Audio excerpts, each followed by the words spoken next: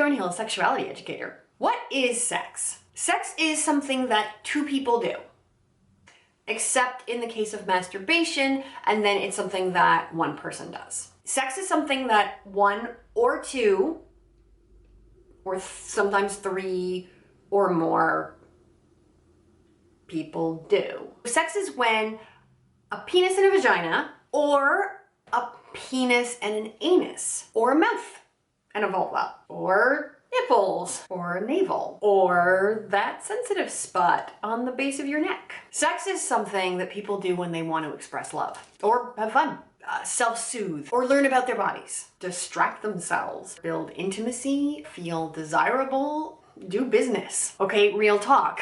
One of the hardest questions for me to answer as a sex educator is, what is sex? It totally depends. We all kind of have our own ideas about, which activities and which bodies and even which circumstances constitute sex in our own minds. It's not really a question that I can answer for anyone, because what is sex is really up to the individual person. What I can do, and what I often do, is I get families and educators to encourage youth to think about what sex means to them, particularly if they are at an age where partnered sex is a possibility in their lives. It's easier for youth and for any of us to communicate clearly with our partners about our needs and our desires and our boundaries if we really know what we mean when we're using the word sex. For example, if one person considers blowjobs to be sex, but their partner doesn't,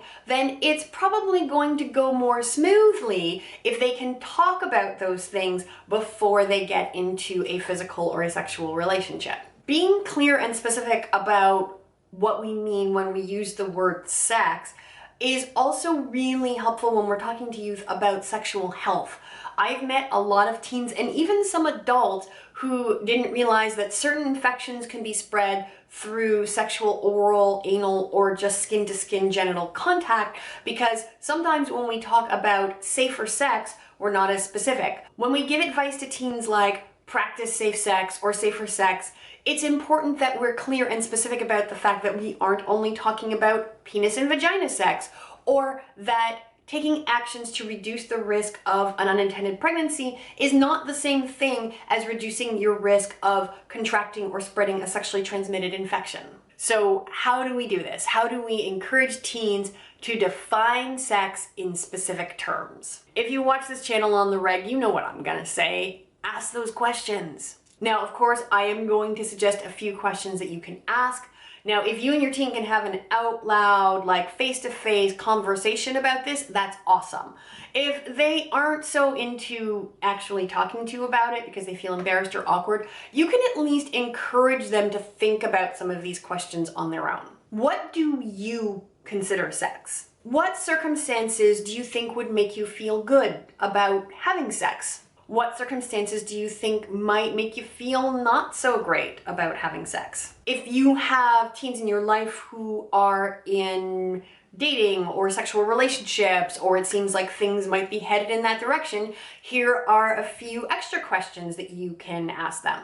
Do you know what your partner considers sex? How can you find out? What might they need to feel good about having sex? What might make them feel not great about having sex? In the comments below, let me know if you've ever tried to define sex for yourself, or if you've ever tried to explain your definition to someone else. And if you have, let me know how that conversation went. That's all for now. I hope you have a great day, and I will see you soon.